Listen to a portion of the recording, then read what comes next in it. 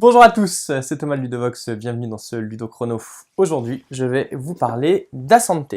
Asante est un jeu exclusivement pour 2 joueurs à partir de 12 ans et pour des parties d'environ 40 minutes. Donc dans Asante, les joueurs incarnent des marchands qui vont essayer de faire fleurir leur commerce et d'avoir le plus d'or possible. À la fin de la partie, le joueur qui aura le plus d'or est évidemment celui qui est le gagnant. Cette fin de partie, elle arrive dès qu'un joueur a 60 pépites d'or devant lui. Dans ce cas-là, il finit son tour, son adversaire a le droit à encore un tour de jeu, et on regarde qui est le joueur qui a le plus d'or. Alors comment est-ce que cela va se passer? Tout d'abord, les joueurs vont avoir en main un certain nombre de cartes, et c'est grâce à ces cartes qu'ils vont réussir à gagner de l'or. On jouera chacun notre tour.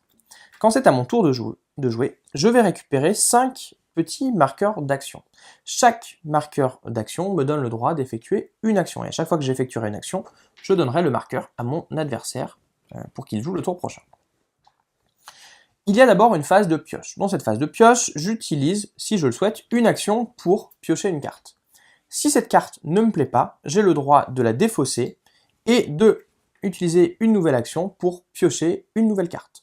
Je peux faire cela autant de fois que je le souhaite, et pour autant que j'ai encore des jetons d'action, mais je ne pourrai, quoi qu'il arrive, garder qu'une seule carte. Je peux tout à fait choisir de sauter cette phase et de passer directement à la phase où je vais jouer des cartes. Alors les cartes que j'ai en main, qu'est-ce qu'il y a comme action différente que je peux faire avec? Tout d'abord, il y a les cartes marché. Ces cartes marché vont me servir à acheter des marchandises et à les vendre. Tout d'abord, pour acheter des marchandises, eh bien, je vais payer le coût indiqué à gauche de la carte, défausser la carte et récupérer les marchandises indiquées. Donc ici pour 5, eh bien je vais récupérer de la nourriture, de la peau et du tissu. Si jamais je n'avais pas la place de placer ces nourritures dans mon étal de marché, je ne pourrais pas jouer la carte. Je vais pouvoir également vendre des marchandises. Pour cela, eh bien je vais jouer une carte, défausser le nombre de marchandises indiquées et gagner l'or indiqué. Donc ici par exemple, je peux jouer cette carte pour vendre la peau que j'ai récupérée pour gagner 3 ors. De la même façon, je dois vendre exactement les ressources indiquées, sinon je ne peux pas jouer la carte. Il y a des cartes bonus qui nous permettent de faire des assortiments de ressources comme on le souhaite. En plus de ces cartes marché, il va y avoir les cartes personnages et animaux.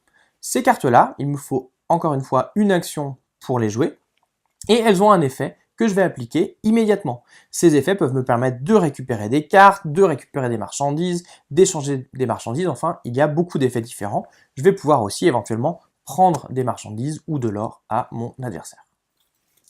Dernier type de cartes que je peux avoir en main, ce sont les cartes objets. Contrairement aux cartes personnages et animaux, les objets vont avoir des effets que je vais pouvoir réutiliser d'un tour à l'autre. Tout d'abord, pour une action, il faut que je pose l'objet sur une des 3 cases qui est disponible devant moi. Je ne peux jamais avoir plus de 3 objets. Si j'en place un autre, je devrais en enlever un. Quand je place un objet, si jamais je n'ai pas remplacé d'autres objets et qu'il reste des places libres, mon adversaire va récupérer la carte sanctuaire qui est au centre du plateau. Il y a 3 cartes sanctuaires et il va la placer devant lui. On remet une nouvelle carte sanctuaire. À partir du moment où j'ai réussi à remplir les 3 espaces qu'il y a devant moi, quand je jouerai un nouvel objet, cette fois c'est moi qui récupérerai la carte sanctuaire. Une fois que mon objet est posé, eh bien j'aurai le droit d'utiliser une fois à chaque tour. Pour cela, je l'incline pour me rappeler que je m'en suis servi ce tour-ci. Cela me coûte une action et je fais l'effet indiqué. De la même façon que les cartes personnages et animaux, ces objets vont me permettre de récupérer des marchandises, d'en voler à mon adversaire, de récupérer de l'or, d'en échanger, enfin d'avoir tout un tas d'effets différents. Reste un dernier élément du jeu, à savoir ces cartes sanctuaires que j'ai récupérées. À mon tour de jeu, je vais pouvoir gratuitement jouer une carte sanctuaire. Quand je dis une, c'est pas exactement vrai, je peux jouer un type de carte sanctuaire. Par exemple, si j'ai plusieurs fois le même type de sanctuaire, je peux jouer toutes les cartes et utiliser le bonus en question. Ces bonus me permettent là aussi de récupérer de l'or, de piocher des cartes, de récupérer des marchandises ou bien d'en échanger. Dans Asante, il va donc falloir gérer intelligemment sa main de cartes, trouver des moyens d'en piocher, car avec une carte par tour, on a vite plus de cartes en main. Bien réussir à faire des combinaisons entre les cartes de façon à récupérer des objets et les revendre et gagner le plus d'or possible, tout en faisant attention à ce que fait notre adversaire et en essayant de le contrer quand on aura la possibilité. Voilà, vous savez presque tout sur Asante maintenant. À vous de jouer!